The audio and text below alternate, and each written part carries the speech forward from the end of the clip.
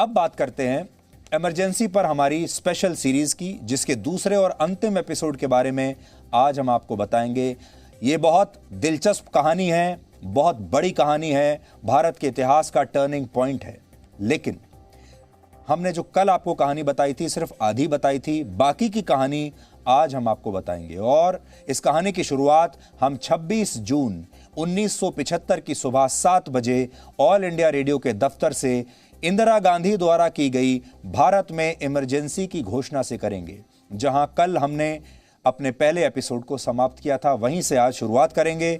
उस दिन की सुबह अपने साथ एक काला अध्याय लेकर आई थी और देश में चारों तरफ डर और अनिश्चितता का माहौल फैल गया था। ये एक ऐतिहासिक और दुर्भाग्यपूर्ण घोषणा थी जिसने भारतीय संविधान को भी कलंकित करने का काम किया। इसलिए सबसे पहले आप ऑल इंडिया रेडियो पर उस जमाने में इंदिरा गांधी की इस घोषणा को सुनिए।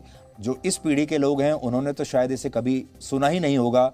आज आप सुनिए, और जिन लोगों ने इसे सुना था उस जमाने में, आज भी मुझे ऐसा लगता है कि उनके रोंगटे खड़े हो जाएंगे। ये आकाशवाणी है। अब आप प्रधानमंत्री श्रीमती इंदिरा गांधी का राष्ट्र के नाम संदेश सुनिए। भाइयों और बहनों, राष्ट्रपति जी ने आपातकाल की घोषणा की है। इससे आतंकित होने का कोई कारण नहीं है। The President has proclaimed emergency. This is nothing to panic about. I am sure you are all conscious of the deep and widespread conspiracy which has been brewing ever since I began introducing certain progressive measures of benefit to the common man and woman of India. ये सब कुछ किया गया आम आदमी की भलाई के नाम पर और देश में महिलाओं की भलाई के नाम पर। आपने जैसा कि इंदिरा गांधी के संदेश में सुन लिया होगा, इंदिरा गांधी ने 26 जून को इमरजेंसी का ऐलान किया था, लेकिन इमरजेंसी की घोषणा पर तत्कालीन राष्ट्रपति फखरुद्दीन अली अहमद ने रात 11 बजे ही हस्ताक्षर कर दिए थे। उस समय एक तरफ दिल्ली के रामलीला मैदान में चल रही जेपी की रैली में नेताओं को गिरफ्तार किया जा रहा था और दूसरी तरफ इमरजेंसी को आधिकारिक रूप देने की तैयारी चल रही थी। इसे संवैधानिक बनाने का काम चल रहा था और इस काम में इंदिरा गांधी को कोई भी मुश्किल नहीं आई, क्योंकि जेपी और उनके साथियों के अलावा इंदिरा गांधी का विरोध किसी ने नहीं किया।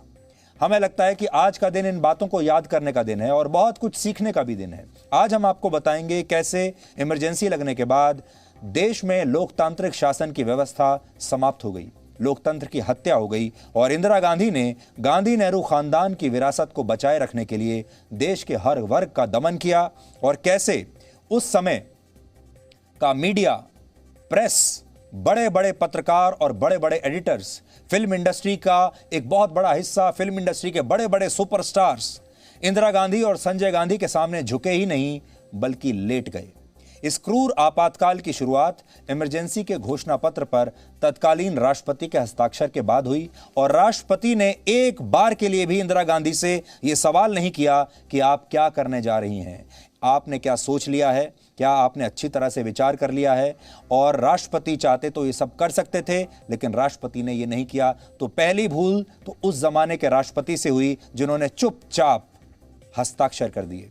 उस दिन इंदिरा गांधी ने देश को इस फैसले के बारे में बताने के लिए एक भाषण तैयार किया था और रात 3 बजे ये भाषण की रिहर्सल करने के बाद वो सोने के लिए चली गई। 3 बजे वो सोई हैं और सिर्फ 3 घंटे बाद यानी सुबह 6 बजे उन्होंने अपने कैबिनेट की बैठक बुलाई और सभी केंद्रीय मंत्रियों को पहली बार देश में इमरजेंसी लगाने के फैसले के बारे में उन्होंने सूचित किया।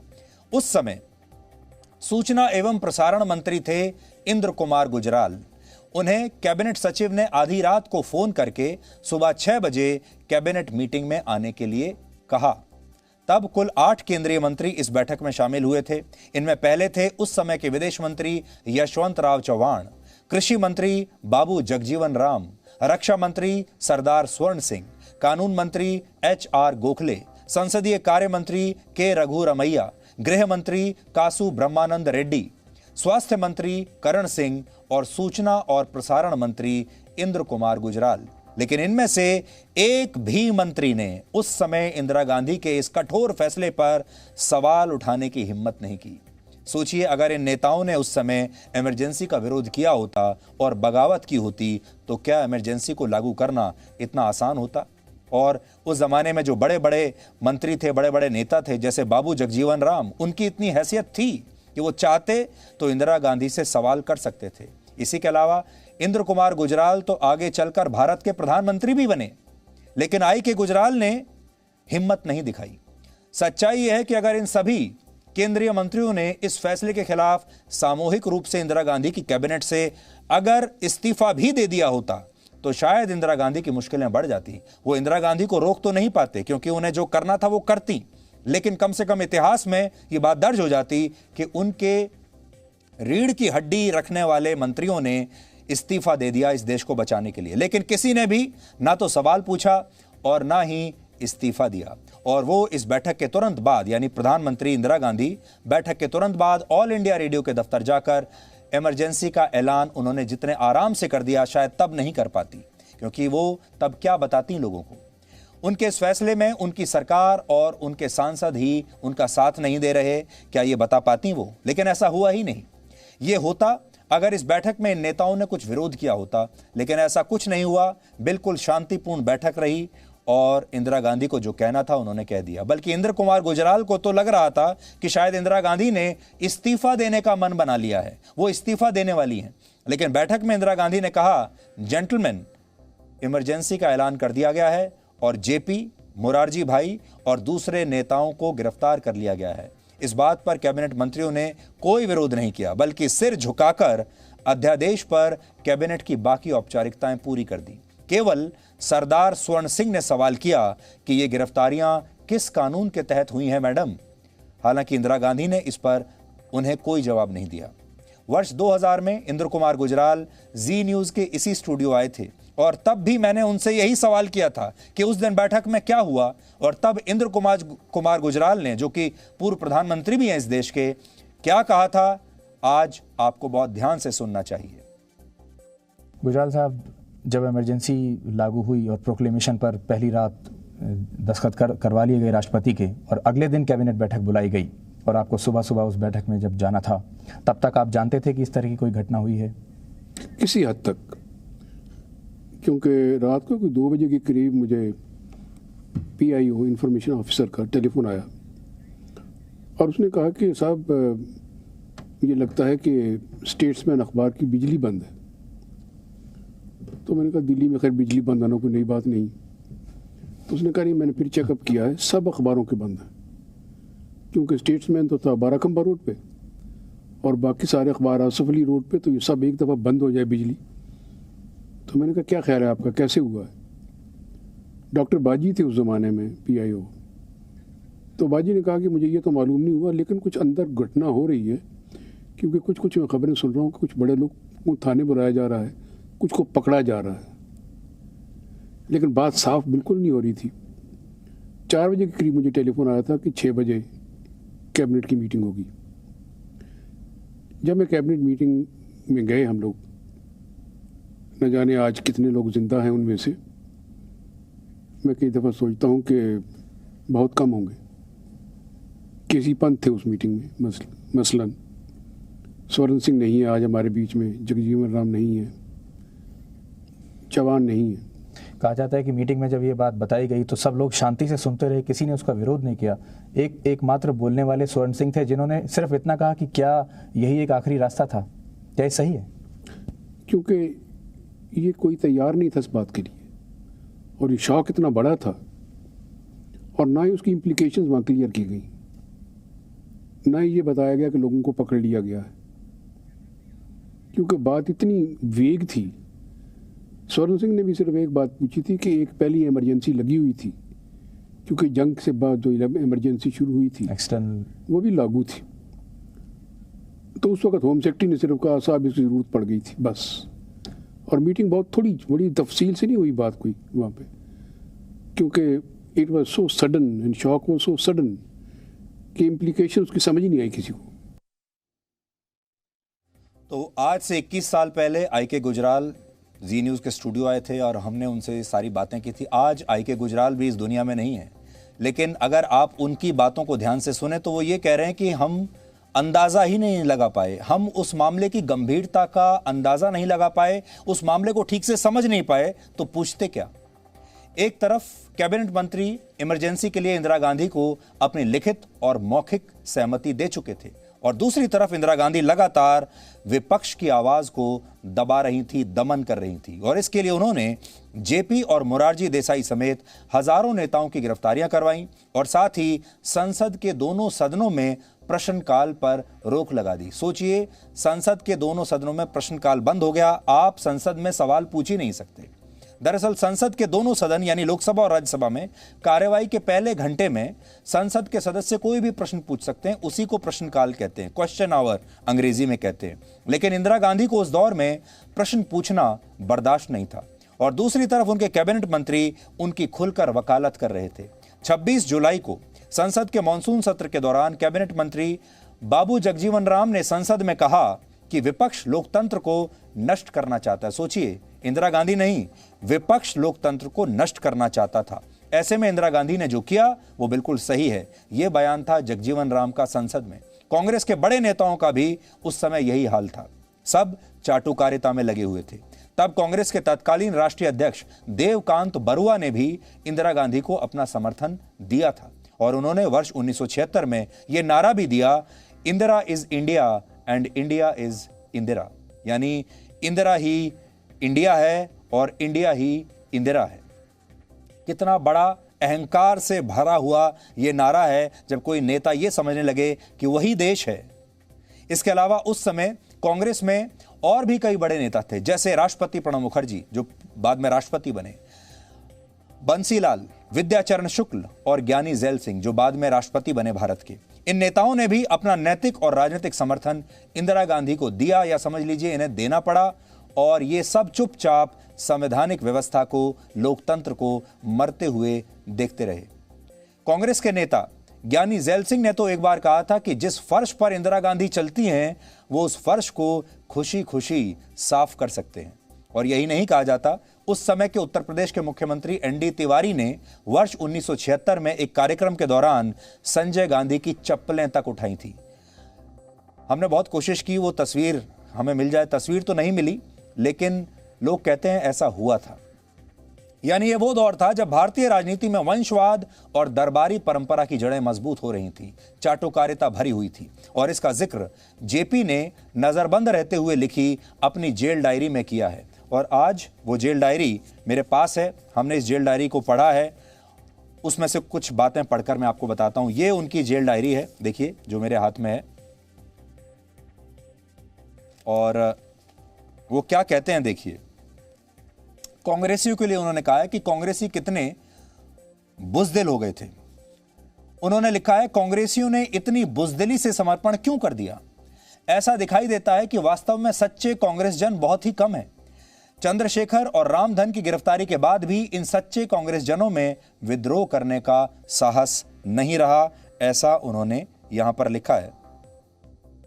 और वो एक कांग्रेसी लोगों के लिए लिखते हैं, एक शब्द, एक आप सोचिए, एक लाइन उन्होंने लिखी है, वो केवल व्यक्तिगत लाभ उठाने वाले तथा जी हुजूरी करने वाले हैं। श्रीमती गांधी उनसे पहले काम लेंगी और उन्हें बाद में ठुकरा दिया जाएगा, ऐसा उन्होंने लिखा है। और मुझे विश्वास नहीं होता कि श्रीमती गांधी की तरह ये भी लोकतंत्र के दुश्मन है। शायद उनमें साहस की कमी है और वो अपना पद खोकर जेल में बंद नहीं होना चाहते, या फिर शायद वो समय काट रहे हैं।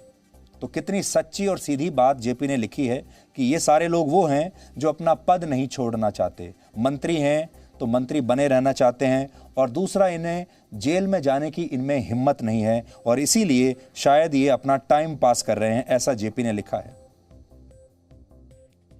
फिर वो आगे लिख रहे हैं, क्या भारत भी दूसरा पाकिस्तान या बांग्लादेश बन जाएगा? ये कितने शर्म की बात होगी। इस देश के पास कोई गांधी, नेहरू, पटेल, राजेंद्र प्रसाद, मौलाना आजाद या राजगोपालचारी नहीं है। क्या इन महापुरुषों का काम मिट्टी में मिल जाएगा? ऐसा विश्वास नहीं होता, ऐसा वो लिख रहे हैं। इमरजेंसी के दौरान देश में अनिश्चितता और भय का माहौल था और जेपी अपनी इस डायरी में इस डर को लगातार बयान कर रहे हैं। आगे चलकर वो लिखते हैं, दूसरे पन्ने पर मैं आपको पढ़कर सुनाऊंगा।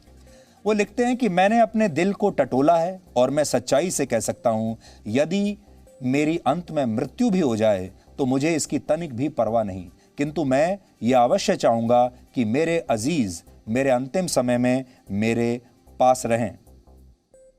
बहुत पहले ही मैंने ये निर्णय लिया था, यदि मेरे अजीज मेरे पास उस दिन ना भी हुए तो भी मेरी मृत्यु शांतिमय होगी।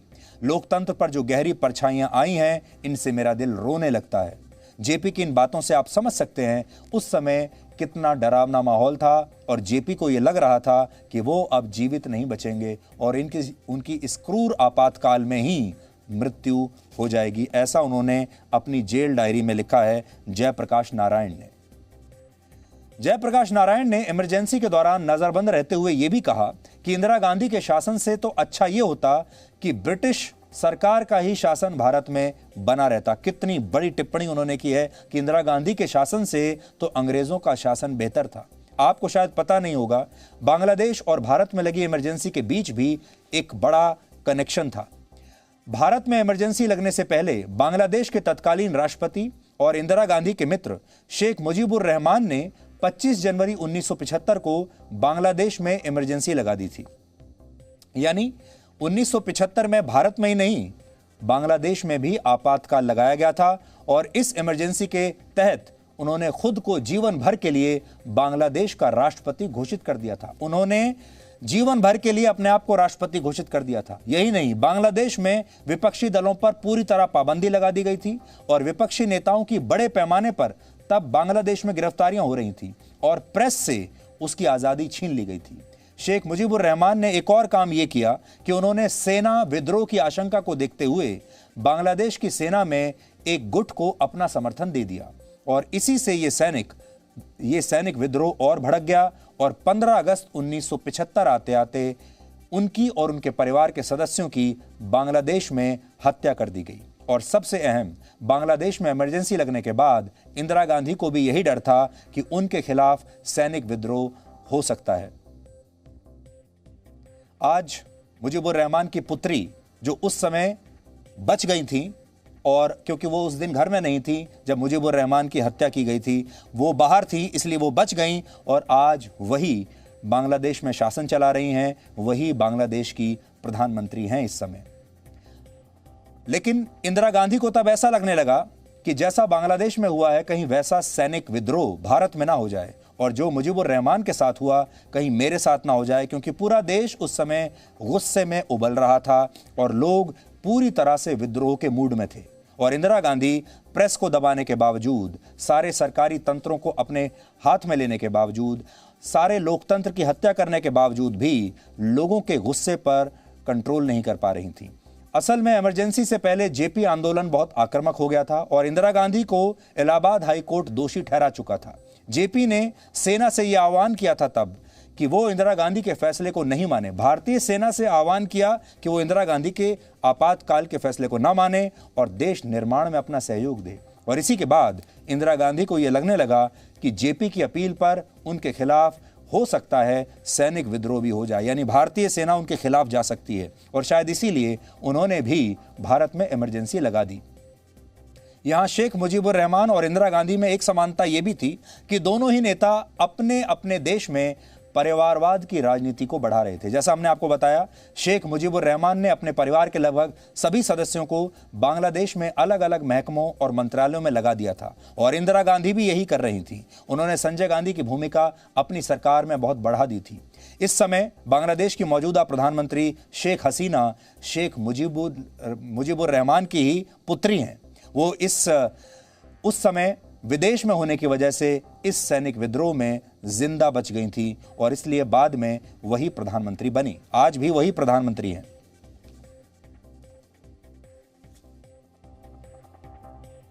आज हम यहां इमरजेंसी से जुड़ी कुछ और बातें आपको बताना चाहते हैं और इसके लिए हम क्रिस्टोफर जेरेट और प्रतिनव अनिल द्वारा लिखी गई एक पुस्तक की मदद लेंगे जिसका शीर्षक है इंडियाज फर्स्ट डिक्टेटरशिप।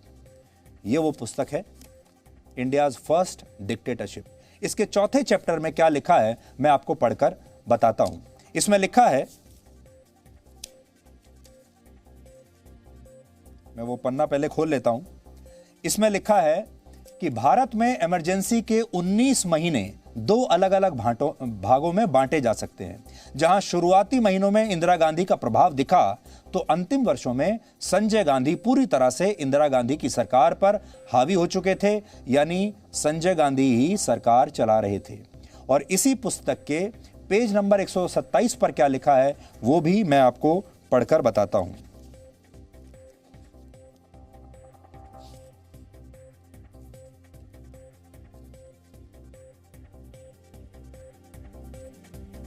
इसमें लिखा है कि संजय गांधी ने दिल्ली में एक नए किस्म के शासन की शुरुआत की, जिसे सुल्तानिज्म कहा गया। यानी जैसे किसी तरह का कोई जो सुल्तान होता है और सुल्तान जिस तरह से अपना शासन चलाता है, एक सुल्तान की तरह संजय गांधी अपना शासन चला रहे थे। यानी एक ऐसा शासन जिसमें शासक अपनी सहूलियत के हिसाब से कोई भी फैसला ले सकता है। इमरजेंसी में अभिव्यक्ति की आज़ादी का गला घोंटा गया था। आजकल आप अभिव्यक्ति की आज़ादी के बारे में बहुत सुनते हैं, लेकिन अभिव्यक्ति की आज़ादी का उस समय क्या हाल हुआ था शायद आपको पता भी नहीं होगा। सरकार अपने खिलाफ एक भी आवाज़ उठने नहीं देती थी और एक भी आवाज़ सुनना नहीं चाहती थी। अब हम आपको उदाहरणों की मदद से बताएंगे किस तरह इमरजेंसी के रोड रोलर से प्रेस की आज़ादी को कुचल दिया गया। सबसे पहले 25 जून 1975 की आधी रात को इमरजेंसी लगी और उस दिन अखबारों के दफ्तरों में उसी रात पावर सप्लाई जानबूझकर काट दी गई। यानी जितने भी अखबार थे उन सब के दफ्तरों में बिजली काट दी गई। और ऐसा करने की योजना संजय गांधी की योजना थी। उन्हीं के दिमाग में ये करतूत आ सकती थी। 25 जून को यानी आज ही के दिन इंदिरा गांधी के पर्सनल सेक्रेटरी आर.के. धवन ने उनसे कहा। आर.के. धवन बाद में कांग्रेस के बहुत वरिष्ठ नेता बने और अलग अलग सरकारों में मंत्री भी बने। आर.के. धवन ने तब उनसे कहा कि आपातकाल लगाने के साथ प्रिंटिंग प्रेस की बिजली सप्लाई को भी काटा जा सकता है। और तब वहीं मौजूद पश्चिम बंगाल के पूर्व मुख्यमंत्री सिद्धार्थ शंकर रे ने कहा कि यह तो प्लान का हिस्सा नहीं है, यह सही नहीं होगा। उन्होंने विरोध किया। उस समय बंसीलाल भी वहीं मौजूद थे और उन्होंने तुरंत ये बात संजय गांधी को लीक कर दी और लीक करते हुए कहा कि आर.के. धवन सारा खेल बिगाड़ देंगे। मैं इस पुस्तक में लिखी ये बातें भी आपको पढ़कर बताता हूं जो उसमें लिखी हुई हैं। संजय गांधी ने इमरजेंसी के 2 दिन बाद सूचना एवं प्रसारण मंत्री इंद्र कुमार गुजराल को हटा दिया और अपने करीबी विद्याचरण शुक्ल वीसी शुक्ल को मंत्री बना दिया। और विद्याचरण शुक्ल के जरिए सरकार ने मीडिया पर अपनी मनमानी शुरू कर दी। तब सूचना और प्रसारण मंत्री वही थे। हालांकि इंद्र कुमार गुजराल को हटाने की वजह भी काफी हैरान करने वाली थी और इसका जिक्र भी इस किताब में मिलता है। वो भी आपको पढ़कर बताऊंगा जो बातें यहां पेज नंबर 133 पर लिखी हुई है।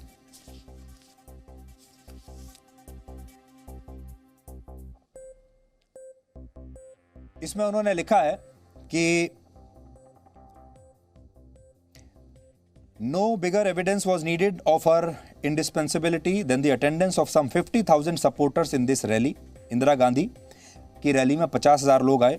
It was the biggest in the world, she later exclaimed. 50,000 लोगों की रैली बुलाकर इंदिरा गांधी कह रही हैं कि ये दुनिया की सबसे बड़ी रैली थी।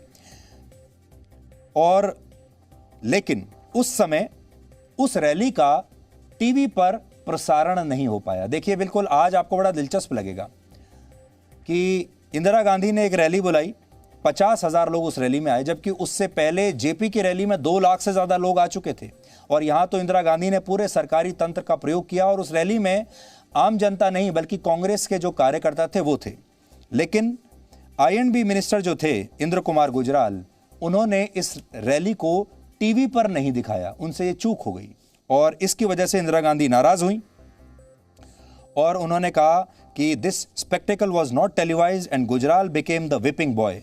Sanjay alerted his mother of the INB minister's inability to get his journalist friends to do his bidding. Mrs. Gandhi then called him in. You are very soft, she said bluntly to him. We want someone who can deal with the media with a stern hand.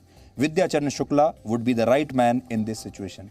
सोचिए, Indira Gandhi IK. Gujral को बुलाती हैं और कहती हैं कि आप बहुत नर्म हैं, आप अपने जो आपके एडिटर दोस्त हैं उनसे इस पूरी खबर को मैनेज नहीं करवा पाए और इस समय हमें एक ऐसा व्यक्ति चाहिए जो मीडिया को सख्ती से मीडिया के साथ निपट सके और आप उसके लिए बहुत सॉफ्ट हैं। इसलिए विद्याचरण शुक्ल सही व्यक्ति होंगे I&B मिनिस्टर बनने के लिए। इंदिरा गांधी ने आई के गुजराल को यह कहते हुए हटा दिया और फीडबैक दिया था संजय गांधी ने। उस वक्त प्रेस की सर्वोच्च संस्था प्रेस काउंसिल ऑफ इंडिया एक तरह से इस पूरे सिस्टम का हिस्सा बनकर रह गई थी। आपको बड़ी हैरानी होगी, इस संस्था ने इमरजेंसी का विरोध तक नहीं किया। सोचिए, प्रेस काउंसिल ऑफ इंडिया ने विरोध तक नहीं किया, यहां तक कि इमरजेंसी के विरोध में आने वाले प्रस्तावों को भी वो खारिज करते चले गए। कड़ी सेंसरशिप की वजह से कई अखबारों का प्रकाशन बंद हो गया। पत्रकारों के लिए सरकार ने एक कोड ऑफ कंडक्ट बना दिया और अखबारों के बोर्ड में सरकारी अफसर बैठा दिए गए जो हर खबर पर नजर रखते थे। अखबारों का जो न्यूज़ रूम था वहां पर सरकारी अफसर आकर बैठते थे और वो नजर रखते थे कि क्या खबरें लिखी जा रही हैं। अखबारों के दफ्तरों में खबरों को सेंसर करने वाले लोग हर खबर, हर कार्टून और हर तस्वीर को पहले चेक करते थे, सुनिश्चित करते थे कि कोई भी खबर सरकार की नीतियों का विरोध करने वाली ना हो। देश की 4 बड़ी न्यूज एजेंसियां PTI, UNI, हिंदुस्तान समाचार और समाचार भारती का विलय करके सरकार ने एक ही समाचार एजेंसी बना दी ताकि खबर का हर स्रोत पूरी तरह से सरकार के नियंत्रण में आ जाए। द हिंदू के संपादक जी कस्तूरी को इसका प्रमुख बनाया गया। सोचिए, हिंदू अखबार उस जमाने में उसके जो संपादक थे जी कस्तूरी, उन्हें यह सरकारी पद दे दिया गया और उनसे कहा कि आप इस न्यूज एजेंसी के हेड बन जाइए। और तब अब आप सोच सकते हैं कि जब हिंदू अखबार छपता होगा उस समय तो सरकार की वाहवाही तो करता होगा, क्योंकि उन्होंने संपादक को ही न्यूज एजेंसी का हेड बना दिया।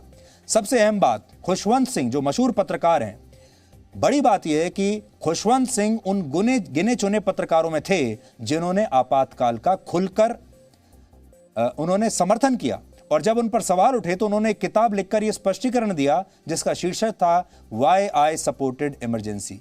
खुशवंत सिंह जैसे लोग भी इमरजेंसी के सपोर्ट में आ गए थे। हिंदुस्तान टाइम्स के प्रसिद्ध संपादक बीजी वर्गीस को उनके मालिक के बिरला ने इंदिरा गांधी को खुश करने के लिए बर्खास्त कर दिया था। उस वक्त द टाइम्स ऑफ इंडिया के संपादक श्यामलाल हुआ करते थे और गिरिलाल जैन दिल्ली के रेजिडेंट एडिटर थे। ये दोनों ही पत्रकार इंदिरा गांधी के समर्थक थे, लेकिन प्रेस पर सेंसरशिप लगने के फैसले के विरोधी थे। लेकिन वो अखबार के प्रबंधन के सामने मजबूर थे। खुशवंत सिंह ने अंग्रेजी की एक प्रसिद्ध पत्रिका में लिखा कि द टाइम्स ऑफ इंडिया के संपादक श्यामलाल आपातकाल का समर्थन करने वाले पत्रकारों के नेता थे। श्यामलाल के बाद अखबार के नंबर 2 संपादक गिरिलाल जैन थे। वो आपातकाल के दौरान देश के नए नेता के तौर पर संजय गांधी की लगातार प्रशंसा कर रहे थे, ब्रांडिंग कर रहे थे। इसके अलावा नवभारत टाइम्स, महाराष्ट्र टाइम्स और धर्मयुग के संपादकों ने भी आपातकाल का विरोध करने वालों से अपनी दूरी बनाकर रख ली। तो ये मीडिया की भूमिका थी उस समय। इमरजेंसी के दौरान 3801 अखबारों को जब्त किया गया। 327 पत्रकारों को मीसा कानून के तहत जेल में बंद किया गया। 290 अखबारों में सरकारी विज्ञापन बंद कर दिए गए। ब्रिटेन के द टाइम्स और गार्डियन जैसे अखबारों के 7 संवाददाताओं को भारत से बाहर निकाल दिया गया। रॉयटर्स सहित कई विदेशी न्यूज एजेंसियों के टेलीफोन और दूसरी सुविधाएं काट दी गई। 51 विदेशी पत्रकारों की मान्यता छीन ली गई। 29 विदेशी पत्रकारों को भारत में एंट्री देने से इनकार कर दिया गया। उस दौर में संपादकों के एक समूह ने सरकार के सामने पूरी तरह से घुटने टेक दिए थे। दिल्ली के 47 संपादकों ने 9 जुलाई 1975 को इंदिरा गांधी द्वारा उठाए गए सभी कदमों के प्रति अपनी आस्था व्यक्त की थी। यहां तक कि इन संपादकों ने अखबारों पर लगाई गई सेंसरशिप को भी सही ठहरा दिया था। ऐसे संपादकों के बारे में बीजेपी के नेता लाल कृष्ण आडवाणी ने एक बार लिखा था एक कथन, और वो बड़ा मशहूर है। उन्होंने कहा था, जब इन पत्रकारों को झुकने के लिए कहा गया तो ये पत्रकार इंदिरा गांधी के सामने रेंगने लगे। इंदिरा गांधी ने तो झुकने के लिए कहा था, लेकिन ये रेंगने लगे। आज हम आपको लाल कृष्ण आडवाणी का वो प्रसिद्ध बयान भी सुनाना चाहते हैं। मैं ये मानता हूं कि इमरजेंसी के लगने के कारण 3 वर्ग सीधे तौर पर प्रभावित हुए। एक तो राजनीतिक गतिविधि समाप्त हो गई, विरोधी दल नाम की कोई चीज़ नहीं बची। जो लोग संसद में भी कभी सरकार की थोड़ी सी आलोचना करते थे तो उनकी भी अखबार में कोई प्रसिद्धि नहीं होती थी, कुछ नहीं छपता था। दूसरी बात, जो पत्र पत्रिकाएं थी उनके ऊपर ऐसी पाबंदी लगी कि वो कुछ नहीं छाप सकते थे।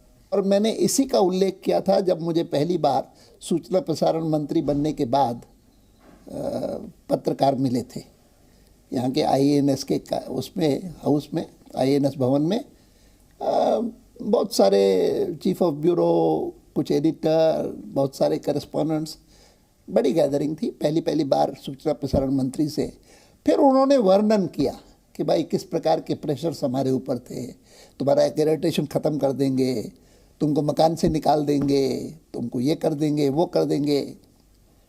और सारी बातें सुनने के बाद मैंने ये तीनों वर्गों का उल्लेख किया। मैंने कहा मैं अपने राजनेताओं से मैं निराश हूँ, मुझे बहुत उनसे आशा नहीं, उन्होंने तो कोई बहुत अच्छा नहीं काम किया। कुछ लोग थे, लेकिन मुझे पत्र पत्रिकाओं से आशा थी कि वो कम से कम ऐसी स्थिति में कुछ हिम्मत दिखाएंगे। आपने कठिनाइयाँ बताई है अपनी, वो कठिनाइयाँ हैं, मैं कोई उससे इनकार नहीं करता।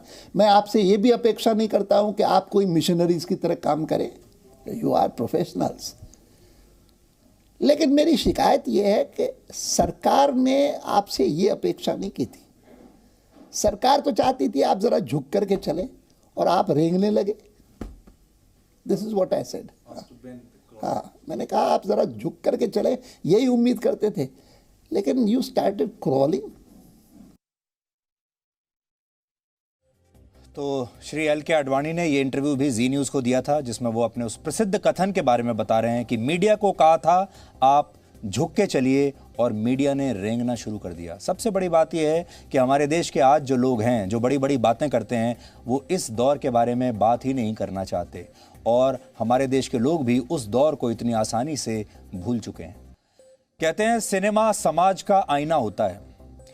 अब आप सोचिए कि जब भारत में लोकतंत्र की हत्या हो रही थी तो भारत का सिनेमा क्या कर रहा था, और हमारे देश के बड़े बड़े फिल्म स्टार्स जिन्हें आप बड़े पर्दे पर अपना हीरो मानते हैं, नायक मानते हैं, वो लोग क्या कर रहे थे।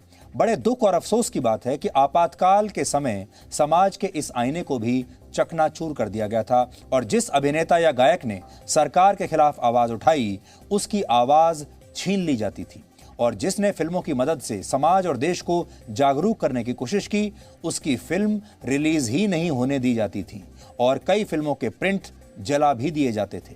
इसे आप इन तस्वीरों से समझिए जो वर्ष 1976 की हैं। उस समय जब देश आपातकाल की आग में झुलस रहा था, तब आपातकाल के स्क्रिप्ट राइटर्स में से एक संजय गांधी इस तरह के फिल्मी म्यूजिकल कॉन्सर्ट्स आयोजित करके ये बताने की कोशिश कर रहे थे कि सब कुछ ठीक है, और बड़े बड़े अभिनेता और फिल्म इंडस्ट्री का एक हिस्सा उनके सामने झुकने के साथ साथ रेंगने भी लगा था। जैसा मैं आपको बता रहा था, उस समय शोले रिलीज हुई थी, सुपर हिट हो गई थी, और गब्बर सिंह का जो किरदार था वो भी हिट हो गया था। इसीलिए स्टेज पर गब्बर सिंह यानी अमजद खान को भी बुलाया गया। उनकी बगल में मशहूर संगीतकार RD बर्मन अपने पूरे ट्रूप के साथ खड़े हुए हैं। बाद में उन्होंने वहां परफॉर्म किया। तो एक तरफ पूरा देश जल रहा था, बड़े बड़े नेताओं को जेल में डाल दिया गया था, आम लोगों के अधिकार छीन लिए गए थे, और दूसरी तरफ ये नाच गाना चल रहा था, एंटरटेनमेंट चल रहा था। ये बताने की कोशिश की जा रही थी जैसे कुछ हुआ ही नहीं और लोग मनोरंजन में डूबे हुए हैं। ये दो अलग अलग तस्वीरें आज हम आपको दिखा रहे हैं।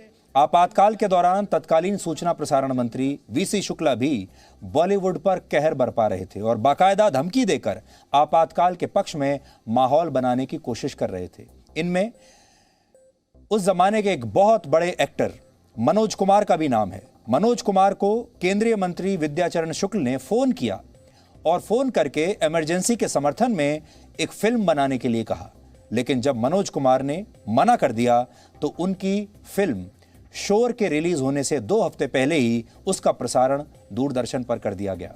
इससे फिल्म बुरी तरह पिट गई और मनोज कुमार को बहुत आर्थिक नुकसान भी हुआ, और जो फिल्म पिटी वो अलग। मनोज कुमार की यह फिल्म दूसरी बार सिनेमा हॉल पर रिलीज होने वाली थी। इसी तरह विद्याचरण शुक्ल ने इंदिरा गांधी की सरकार के 20 सूत्रीय कार्यक्रम और इमरजेंसी की छवि चमकाने के लिए किशोर कुमार से मदद करने के लिए कहा, लेकिन तब मशहूर गायक किशोर कुमार ने मना कर दिया। तो पहले रेडियो पर उनके गानों पर प्रतिबंध लगाया गया और बाद में दूरदर्शन पर भी उनकी फिल्में प्रसारित होनी बंद कर दी गई। किशोर कुमार के अलावा विजय आनंद, फिरोज खान, अमोल पालेकर और प्रसिद्ध अभिनेता आत्माराम के साथ भी ऐसा ही किया गया। इसके अलावा कई फिल्मों को इस दौर में रोकने का काम हुआ। इनमें एक फिल्म थी नसबंदी, जो IS जौहर ने खुद निर्देशित की थी, लेकिन इस फिल्म को रिलीज होने के बाद इस पर प्रतिबंध लगा दिया गया। आपातकाल के दौरान बनी अमृत नाहटा की एक और फिल्म किस्सा कुर्सी का, इस पर भी बैन लगा दिया गया। इस फिल्म के रिलीज होने से पहले इसके सारे प्रिंट्स जला दिए गए। सरकार विरोधी फिल्म होने की वजह से प्रिंट की खोज के लिए कई जगहों पर छापे मारे गए। इसके अलावा मशहूर गीतकार गुलजार की फिल्म आंधी, आपको याद होगा आंधी एक बहुत अच्छी फिल्म थी, आंधी पर भी पाबंदी लगा दी गई और फिल्म धर्मवीर को रिलीज होने में 5 महीने लग गए। बताया जाता है कि इस फिल्म में जहां जहां जनता शब्द का उपयोग किसी डायलॉग में किया गया, उसे सरकार ने एडिट कर दिया और इस जगह जनता की बजाय प्रजा शब्द का उपयोग करने के लिए कहा गया। और ऐसा इसलिए किया गया क्योंकि तब जनता का मतलब होता था जेपी और उनके साथी।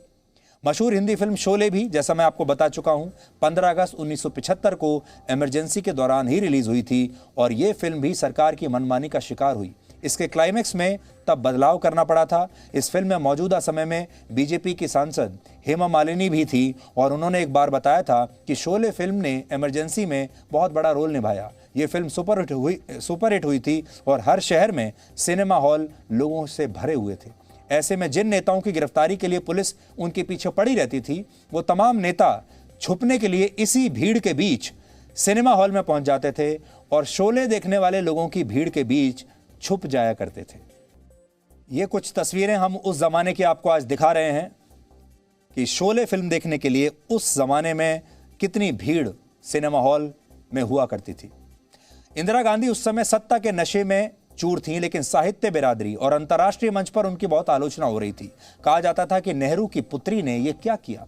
इस संदर्भ में उस समय के मशहूर कवि बाबा नागार्जुन द्वारा लिखी एक कविता बहुत प्रसिद्ध हुई थी। आज मैं उस कविता की कुछ पंक्तियां आपको बताता हूं। देखिए बाबा नागार्जुन ने इंदिरा गांधी के लिए क्या लिखा था। उन्होंने लिखा, क्या हुआ आपको सत्ता की मस्ती में भूल गई बाप को, इंदू जी क्या हुआ आपको, बेटे को तार दिया बोर दिया बाप को, क्या हुआ आपको, आपकी चाल ढाल देख देख लोग हैं दंग, हुकूमती नशे का वाह वाह कैसा चढ़ा रंग, सच सच बताओ भी क्या हुआ आपको, यों भला भूल गई बाप को, सुन रही गिन रही एक एक टाप को, हिटलर के घोड़े की एक एक टाप को, छात्रों के खून का नशा चढ़ा आपको, यही हुआ आपको, यही हुआ आपको।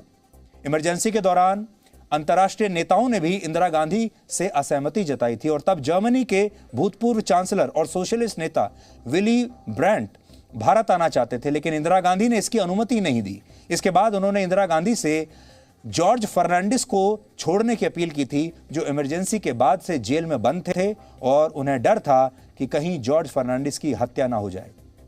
जॉर्ज फर्नांडिस की एक बड़ी मशहूर तस्वीर भी है उस जमाने की, जो हम आपको आगे दिखाएंगे। ये तस्वीर आप देखिए, बड़ी स्क्रीन पर आप देखिए। ये जॉर्ज फर्नांडिस की बड़ी क्रांतिकारी तस्वीर थी, जब उन्हें बेड़ियों में जकड़कर जेल में बंद रखा गया था और तब वो क्रांति के पोस्टर बॉय बन गए थे। इसके अलावा उस समय के ब्रिटेन के हाउस ऑफ कॉमन्स के नेता माइकल फुट अक्टूबर 1976 में भारत के दौरे पर आए थे और उन्होंने इंदिरा गांधी से मुलाकात की और तब उन्होंने जॉर्ज फर्नांडिस की सुरक्षा की मांग की थी, क्योंकि उन्हें भी उनकी हत्या का डर था। समझने वाली बात यहां यह है कि इंदिरा गांधी माइकल फुट को अपने बड़े भाई की तरह मानती थी, इसलिए उनकी इस बात ने इंदिरा गांधी को काफी शर्मिंदा किया। उस दौर में जॉर्ज फर्नांडिस की एक तस्वीर जो अभी हमने आपको दिखाई बहुत मशहूर हुई थी और इसने भी बहुत सारे युवाओं को प्रेरित किया।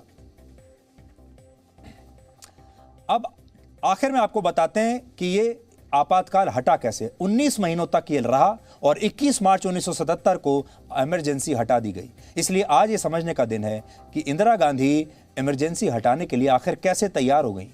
इंदिरा गांधी को धीरे धीरे समझ आ रहा था कि इस तरह से स्थितियां ज्यादा दिन तक नहीं चलेंगी। इसके लिए तब इंटेलिजेंस ब्यूरो को, यानी खुफिया विभाग को जिम्मेदारी सौंपी गई कि वो एक सर्वे करे और सर्वे में यह पता लगाए कि इस समय देश का मूड क्या है और अगर ऐसे में देश में इलेक्शन करा दिए जाएं तो क्या नतीजा आएगा।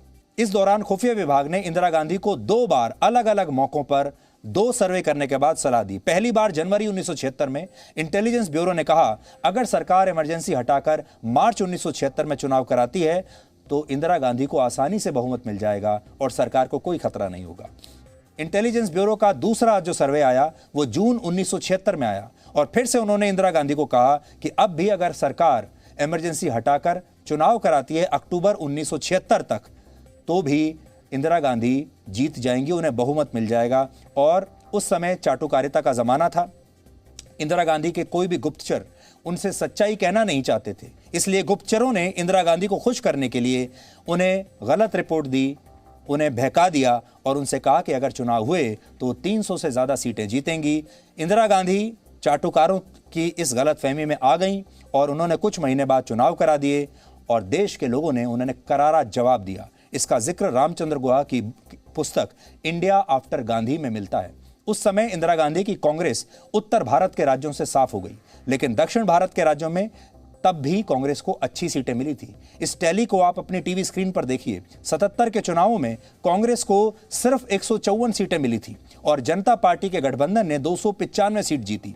उस समय इंदिरा गांधी ने सोचा था कि विपक्ष के सभी बड़े नेता या तो जेल में हैं या नजरबंद हैं, ऐसे में वो चुनाव नहीं लड़ पाएंगे और अगर लड़े भी तो हार जाएंगे।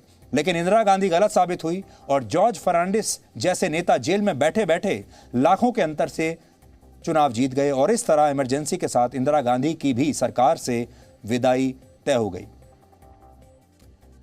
अब आपके लिए जो सोचने वाली बात है वो ये कि 77 में इंदिरा गांधी सत्ता से बाहर हो गई। बुरी तरह इस देश के लोगों ने ही हरा दिया। उस समय इंदिरा गांधी ने बहुत सरकारी तंत्र का प्रयोग किया, लेकिन देश के लोग ठान चुके थे। उन्होंने जो वोटिंग बूथ थे पोलिंग स्टेशंस पर उनकी खुद रखवाली की। उन्होंने खुद पैसा इकट्ठा करके विपक्षी नेताओं के लिए प्रचार किया। जो विपक्षी नेता जेल में बंद थे उन्हें भी चुनाव जितवा दिया क्योंकि जनता उनके साथ थी।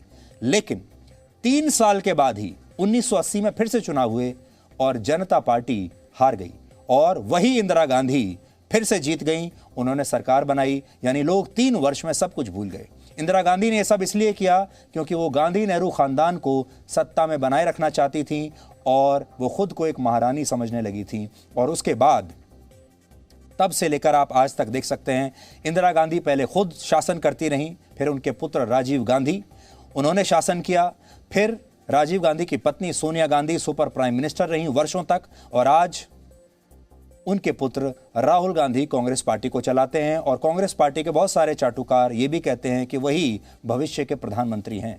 लेकिन आज जब लोकतंत्र अपनी वापसी करता है तो क्या होता है? एक बार लोकतंत्र की हत्या हुई 1977 में, लेकिन अब लोकतंत्र की बहाली हुई। तब क्या होता है ये तस्वीर देखिए। 25 जून 1975 की आधी रात भारत में इमरजेंसी लगी, लेकिन 24 जून 2021 को उनके पोते राहुल गांधी सूरत की एक अदालत में एक आम आदमी की तरह पेश हुए और देश के कानून ने उन्हें मजबूर किया कि वो एक आम आदमी की तरह सूरत की अदालत में पेश हों। ये अभी 24 जून की तस्वीर है।